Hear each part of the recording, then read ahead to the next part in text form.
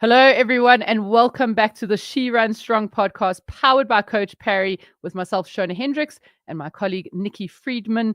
We are your coaches here today, and we have a really exciting podcast in store for you today. It's one of our clients. Her name is Tanya Zaayman, and Nikki has been coaching Tanya. And guys, this is one of the most phenomenal stories where, you know, Tanya has just gone well beyond her potential and superseded expectations across the board. But yeah, Nikki, let me just say hello to you before I get carried away. How are you doing today? Oh, hey. Yes, no, I'm very excited for the podcast today and to introduce Tanya and tell you all about her.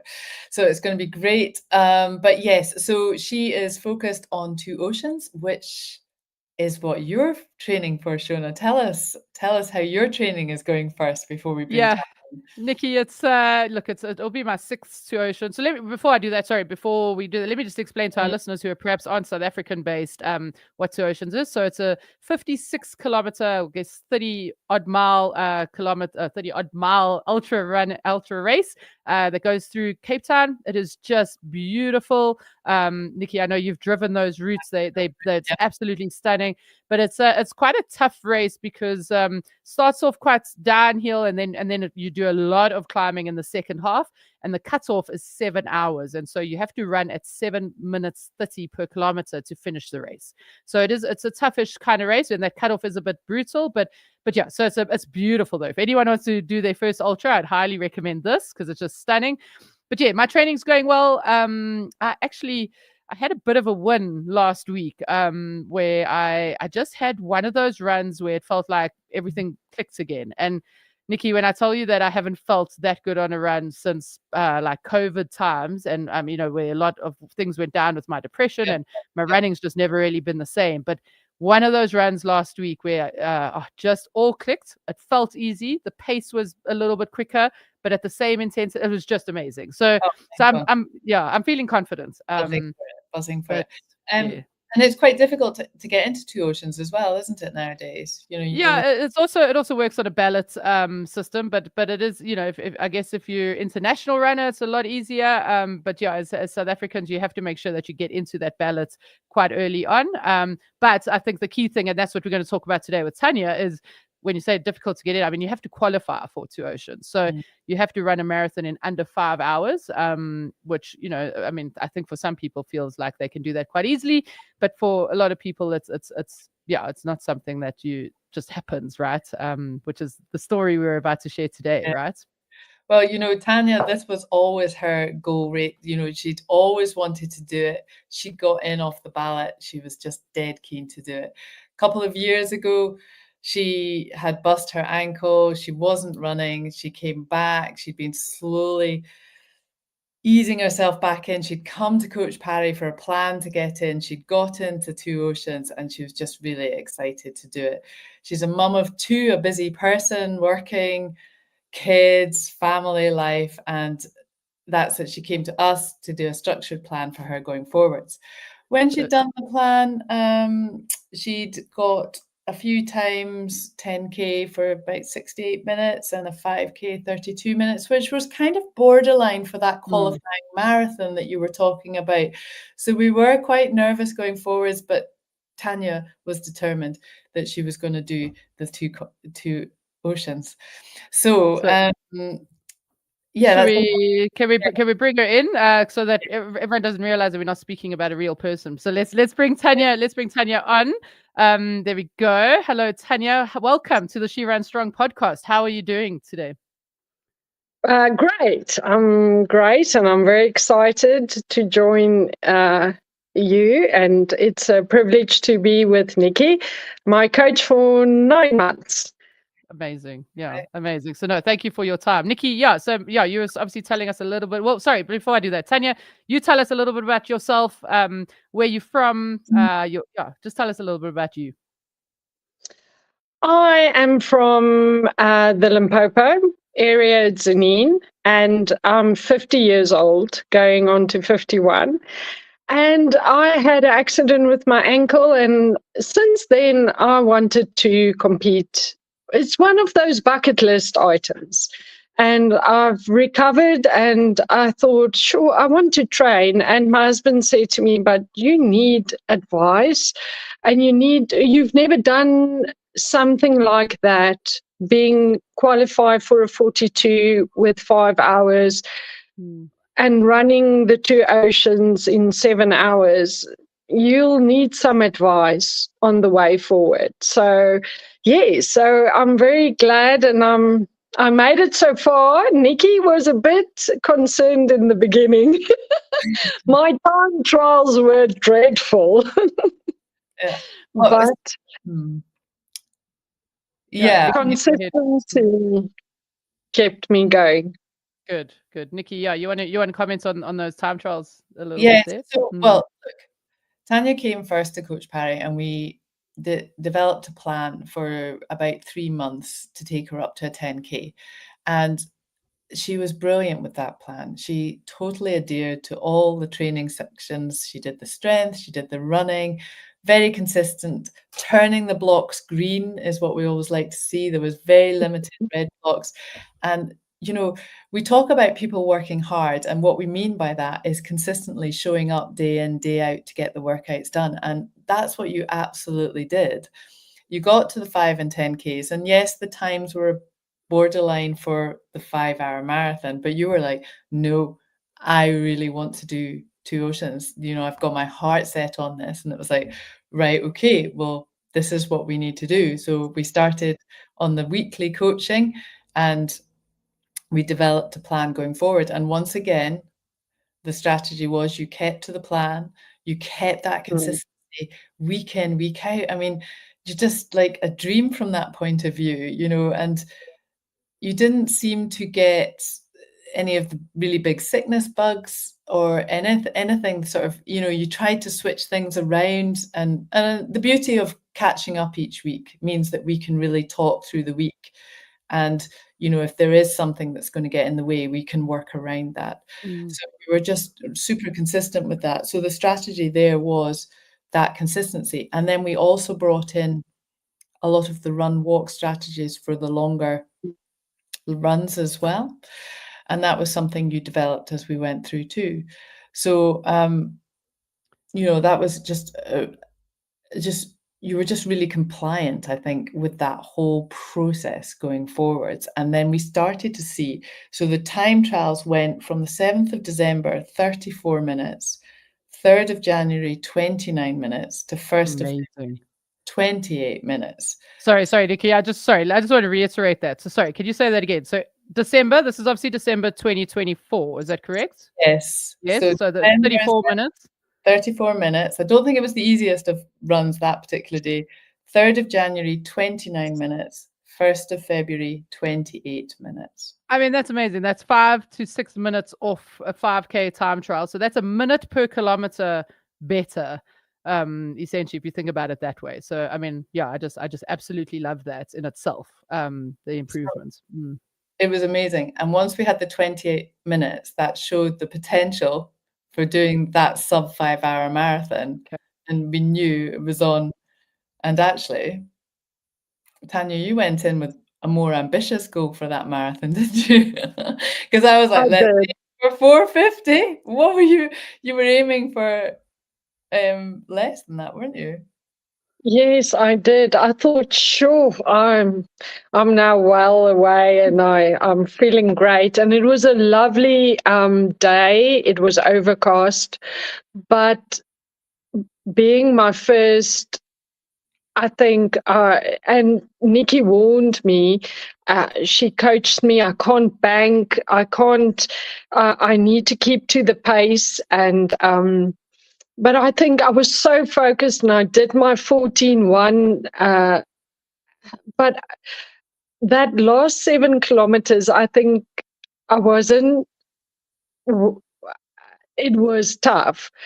So I really had to take the last bit of my energy and use that. So I wanted a better qualifying time. But yes, unfortunately, I think being my first marathon, I lack a bit of experience. pacing myself, getting or feeling comfortable. I think I was so nervous for the first marathon, and that's what I'm worried about with the Two Oceans being the first. Would one really know what to expect?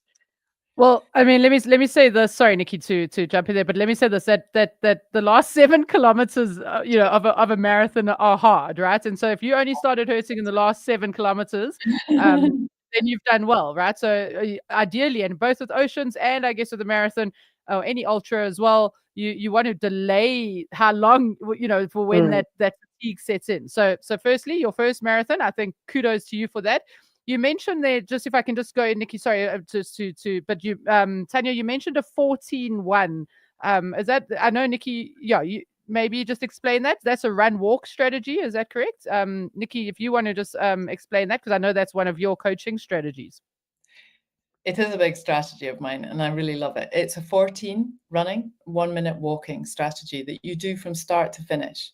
And you just set it up on your watch. It sort of pings along, and you just nicely flow through, and you do it in your long run. So often I use it in a variety of different ways, but sometimes when people are maybe new or back to running or not done much running, I kind of take it down to maybe 13-2 or 14-1 and just have that consistent run walk strategy in there, especially with ultras and longer runs. It allows them more time on feet, but also helps with the recovery process. And this is what we did a little bit here. And then when you get to the marathon as well, it allows to take in the nutrition, and just kind of keep with the recovery a little bit. And it worked for you. The whole process is it's different when you're doing a qualifying marathon from if you're doing a time-based marathon. If you had gone out and we had said, right, let's go for a 240 440 marathon, and you blew up and you went over 5 hours, it would have been a disaster day. You just have to bank that marathon. But I'm pretty sure, Tanya, that you will be back to lower that marathon time, because I feel that there's a little bit of bite in there for you. Absolutely. But the 14-1 is just a really good, because it's a lot of running at weekends. It just starts that recovery process. It really doesn't slow you down anything at all. We did before the marathon, because you were nervous about pacing, you did a couple of sessions. I think we did one for about an hour and one for about half an hour, where we just took what the pace would need to be and what you need to be hitting in that 60 minutes in that 14-1. And we did practice that, so you kind of knew roughly, because that's the only problem, is you can't tell your pacing right at the very start, because you've got these little walk breaks in there, so it skews things slightly. So we did practice pacing going into it as well with the 14-1 strategy too. Yeah, which will be very helpful going into Oceans as well. And we'll come to Oceans in a little bit. But let me maybe just ask you this, Tanya. I mean, sorry, we've been talking mostly here, and we want to hear from you. Really, is so from this training plan from December to a marathon in March, like what were the big things that you took out of the program, working with Nikki and the Coach Perry sort of system? It's the consistency that Nikki advocates the whole time, and having a plan. It was incredible. There's no off time. Like, even if it rains outside, Nikki would tell me, oh, you don't want to run in the rain. And here in Edinburgh, we run anytime through the rain. And so that taught me just that consistency, mixing my family life and moving around my options that Nikki gave me on the program. Or we would chat, and I would say to her the week on a Tuesday, I'm not going to make the weekend. And then she would say, okay, rather fit it in somewhere else, or let's just move it around a bit.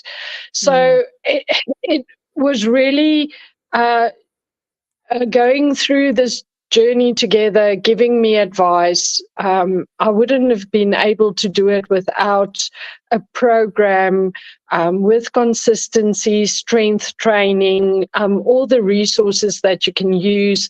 I normally couldn't log in with the live sessions, but it's always been recorded. So I would just go in and do or use the recording. So that was great, and having the that contact with Nikki, WhatsApping her and saying, "Oh, I can't get to things," or "What is your advice?" It was really great to see everything come together. So yes. Amazing. Yeah, I think that's that is just one of the benefits of one-on-one coaching for sure. Being able to, and we know as females who are perhaps going through menopause or over their age of 40 or 45, you're balancing career and family, and then on top of that running, and then on top of that whatever kind of hormonal changes you're experiencing. So to have someone guide you through that is obviously very, very helpful. And so Tanya, you touched on strength training there. Nikki, I know that's something you put in play, but let me just ask Tanya before Nikki, Tanya, was strength training something you had done before, or was it just something that you and Nikki had implemented? If you want to recover from sessions faster, not feel tired all the time, run pain and injury free, and improve your endurance, then be sure to join me in my upcoming training specifically for female runners over the age of 45. In it, I'll share with you my simple 5-step framework that'll transform your running. Simply scan the QR code on screen now or click on the link in the description to save your seats in the training now. We look forward to seeing you there.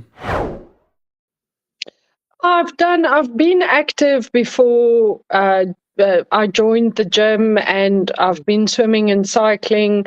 So it wasn't completely new, but to actually stick to a program, and the foot core was quite, I never knew I can do things with my toes like that. Now you're that was me happy. new. Yeah. Yeah. No, you're making me happy with the foot core. Yeah.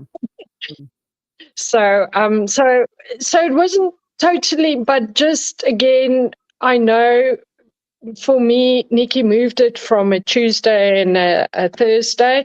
That is my strength training. So it was actually, it just fits in nicely and gives you some time off your feet. And I can see even through all of this, I'm so thankful because being in menopause also, it took my mind off trying to figure out why am I picking up weight so gradually, and it seems like I can just look at food and then I pick up weight. So it took off my mind of things, and I lost 5 kilograms just by following this plan. Because it just strengthens you, body, mind, and spirit. Yeah. Amazing.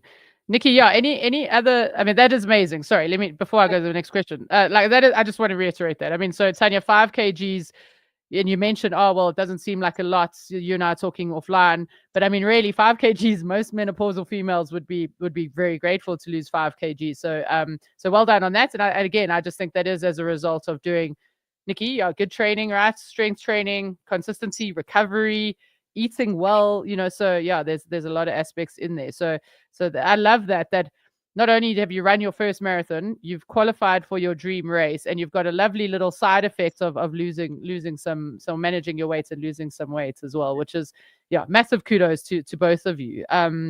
Nikki, were there other aspects within the training that you implemented? You spoke about run walk, we've spoken about strength training. Tanya being I want to say a beginner runner, some of the aspects that you perhaps utilized with her in terms of the type of aerobic training versus intervals. Yeah, can you just go through that very quickly? If someone's a beginner, that they could listen or learn. I mean, to start with, really, back in the early days, it really was just about consistent running across the week. So setting a routine of 3 to 4 running days a week. And so there weren't many intervals or hills or anything in it, really. It was Mm. just setting that routine and also getting the strength training going as well.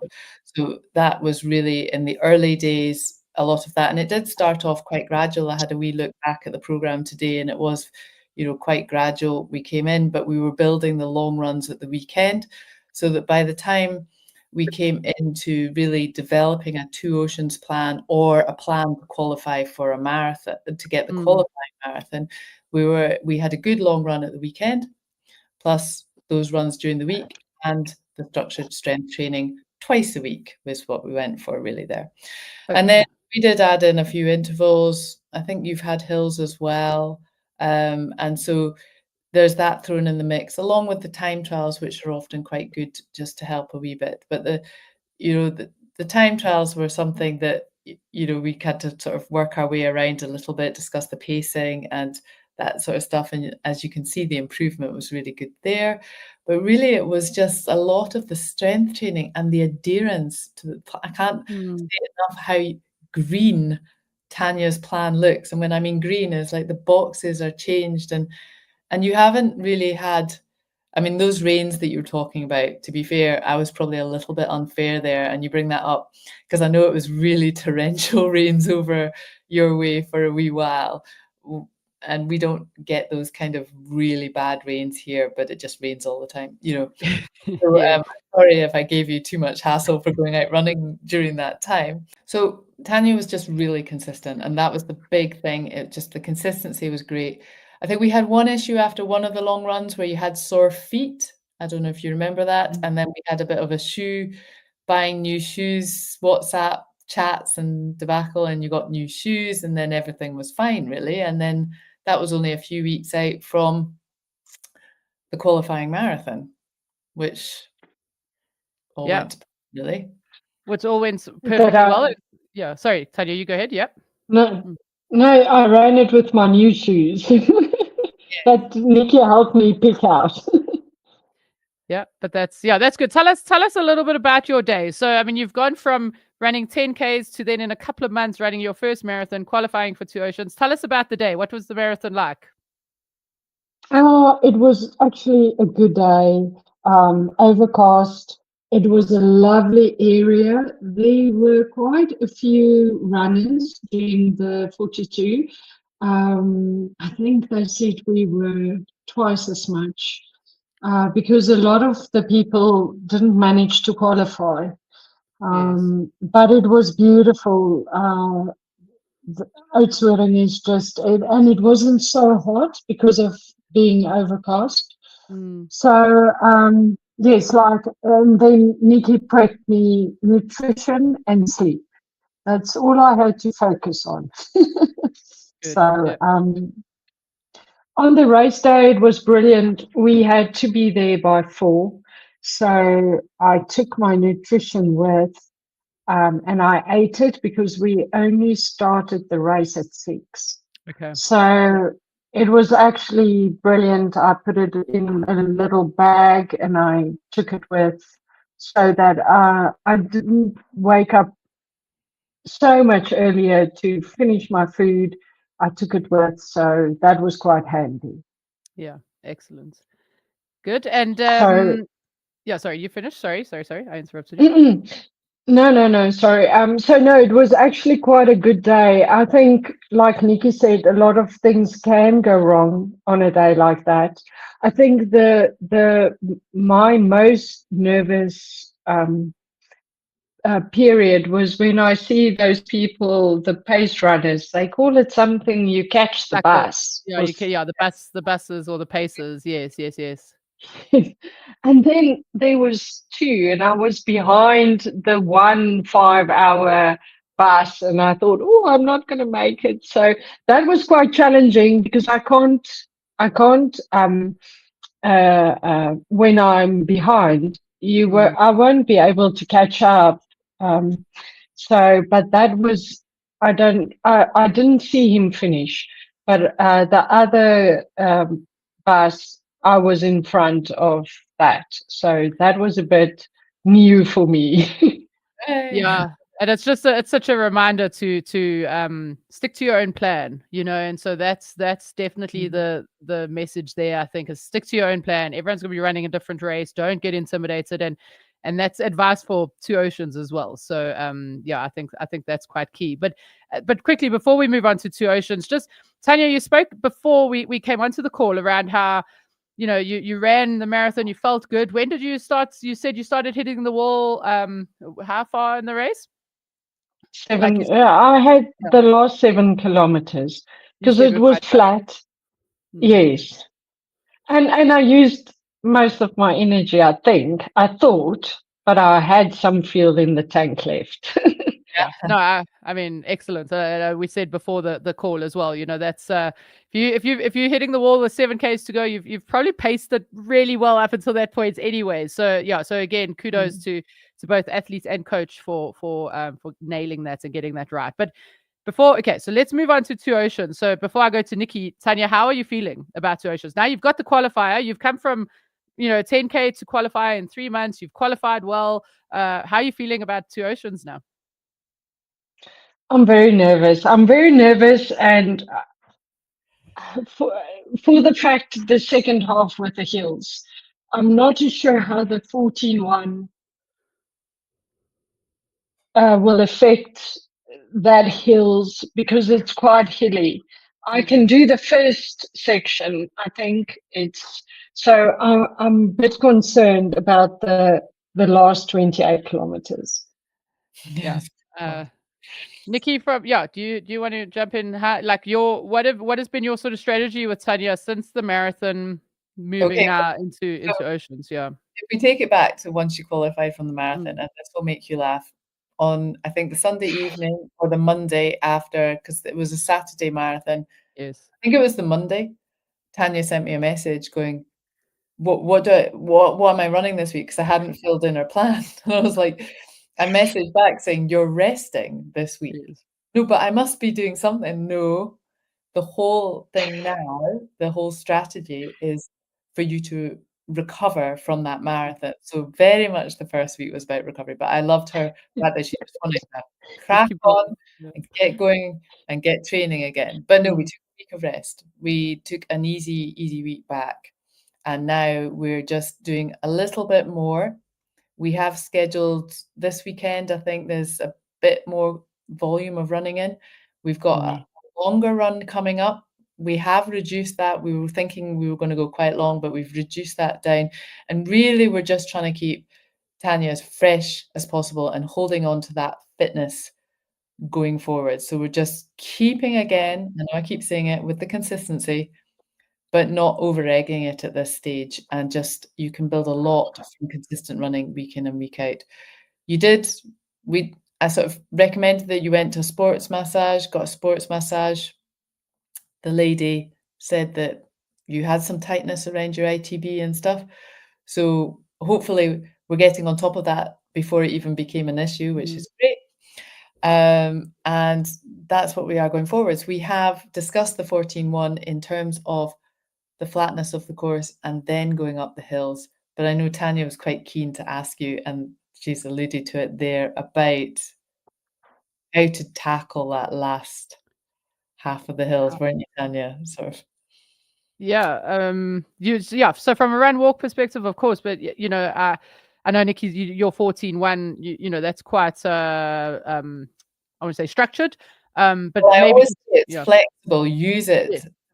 So don't stick to the letter of it. And if you need it like 13.2, 30 or 3:12, whatever. But when you get to those hills, you have run it a number of times. So what's your strategy, Shona, with those hills at the end? I mean, so the race in itself, so just again for a little bit of context, the first sort of 24 kilometers is net downhill, so in that moment, for me, that's the most important part of the race, is to not go too fast in those first 18 kilometers or so.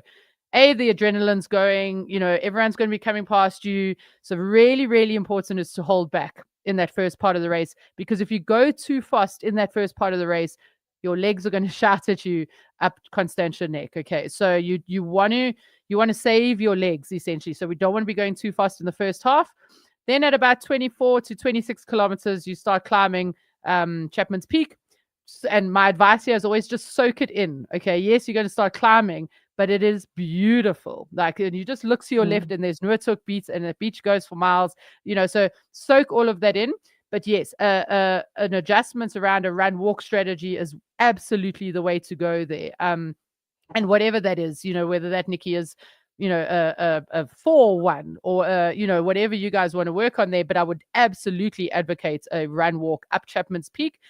Just note that when you're coming up, chappies, you're going to get to a part where you go, okay, that's me. I've now done Chapman's Peak, and you have not done Chapman's Peak. That is false, chappies. Okay, so the only time you must realize that you've done Chapman's Peak is when you can actually see the mountain in Hart Bay and see the bay. Okay, so because what will happen is, and I did that in my first Oceans, I'll never forget. I was running with my ex-boyfriend, and I said to him, I was like, no, this is it. We're done. We're at the top of Chapman's Peak. And he was like, I don't think we are. And then as you come around the bend, you just see the sea of runners, and you're still like, oh my gosh. And so don't let that deflate you. Just make sure that when you get to the top, when you see Hart Bay, then you're at Chappies at the top. And then the key thing here, this is the second most important thing. So the hills aren't even the most important. That's running nice and easy before the hills, and they're running down Chapman's Peak. Don't sprint down. Don't try and bank time and make up time down that hill. Because if you run too hard, your quads are going to take strain, and you're still going to have to climb Constantia Neck. So nice and easy as you're going down Chapman's Peak into Hart Bay. You then get to the marathon mark, and it's very hot there. That's the only thing. So if you do have someone seconding you or supporting you, it's always great to find someone there, because you're anywhere between 38 and 42 Ks, and it's hot. There's no trees or anything there. And then you start climbing Constantia Neck. And so again, run walk strategy for Constantia Neck. You want to just get up to the top of that. You start climbing at about 42, Nikki, but it's quite gradual as you're going up. And then from about 46, it gets very steep. And then that's where the camber also hits. And so run walk that. I almost want to, like, it depends on the person. I don't have a structure. I sort of run walk it as I feel how I want to go. But of course, if you want to do like a 2 or 3, 1 structure, please do that. And then when you get to the top of Constantia Neck, you've got 6 Ks to go. So 6 or 7 Ks to go. And so there are still a few climbs there, like, that'll bite you. But yeah, the majority of your climbing's done from that point. So yeah, and then, once you get to the grass it's outside of UCT, which is the university, then you're home. And then not only have you done your first marathon, but you would have done your first ultra. So Tanya, yeah, really, really excited for you. Yeah, this is just going to be such an amazing journey. And can I just say, as someone who's, I'm not obviously involved in your plan directly with Nikki, but just being a coach peri-athlete, I mean, I'm just so absolutely proud of the work that you've done, of course, and of Nikki, who's coached you along the way. But yeah, amazing work. Yeah, Nikki, yeah, anything you want to add in there, Nikki, before I hand over to Tanya? Do you know, you going through that route again just reminds me just how much there is of the hills at the end and stuff. And you're going to be so thankful, Tanya. I'm going to laugh, but losing those 5 kg are just going to make you that little bit lighter for getting up those hills and stuff. So I know you're going to do an awesome job. And stronger, Nikki, from the strength training. Let's know that. Yeah. What you've done is, I think over time, over those months and weeks, you've turned yourself into, an athlete, a runner, a strong runner that's, you're going to make it up those hills, and you're going to have a great time. And I think if you just have that flexibility with the run walk strategy, so maybe you use that 14-1 for a while you feel comfortable, but then when you get to the hills, you can maybe just go, well, the thing is, your watch will still beep if you've set it up, so we have to decide whether that's a good idea or not. But then you could just kind of use a more like 5 minutes on, 5 minutes off, however kind of works for you, really. But I think, the hills are a different ball game, really, once you get that bit. But I know you're going to do awesome. How are you feeling about it now, Tanya? Oh, still quite nervous. I think with all those amount of athletes together, I think, yes, I must just stick to my plan. And what do you always say? One step, just take it one step and go forward. Yeah. Just keep moving. Just just keep moving, just keep moving forwards, and just keep, because nothing's over until it's over. So you just one foot in front of the other and just keep moving. Definitely. Yep, absolutely. And use the people around you to keep you busy and entertained and take your mind off things. But again, the run is so beautiful that it'll take your mind off some of the pain as well. So but Tanya, firstly, just want to say thank you so much for being on the podcast. I think your story is inspirational. I love the journey you've been on, and that you're happy to share your journey with us and our listeners that hopefully can also be inspired by you and your journey. But from your side, anything else that you want to say before we say goodbye? I would just like to use the opportunity to really, for this 9 months journey, I would like to thank the Lord for my family, friends, Nikki, my coach, the physio, guiding, advising me through this journey. It's just been a dream come true. So thank you very much. I mean, absolutely amazing. Again, Nikki, we speak so often on this podcast around community, and of course, Tanya, your internal beliefs there, really appreciate that. But having that community around you to guide you and to help you here, I think that's just absolute golden. So, so thank you so much for your time. Nikki, last sort of parting shot from you. Anything that you want to add in there? Are you good? Sorry, I muted myself because my son's making some noise. It's been an absolute pleasure to coach you, Tanya, and it's just great. And I hope you guys have I'm just kind of jealous that I won't be down there and you guys will all be hanging out running this awesome race. But I hope you have an absolutely amazing time. So amazing. Good. Well, thank you so much to everyone who's listening. Let us know in the comments any thoughts you have, and if you perhaps are inspired by Tanya's journey, if you are starting out and want to run your first marathon or first ultra, pop that into the comments below. Really hope that you got a ton of value from this, that you can see that these things are possible when done with a good, strong program that is scientifically thought out and progressive, and that you can really do amazing things. And Tanya is testament to that. So thank you so much to everyone for listening. We will all see you again next week, and we'll see you again soon. Thanks so much, Nikki. Thanks, guys. Cheers. Bye, guys.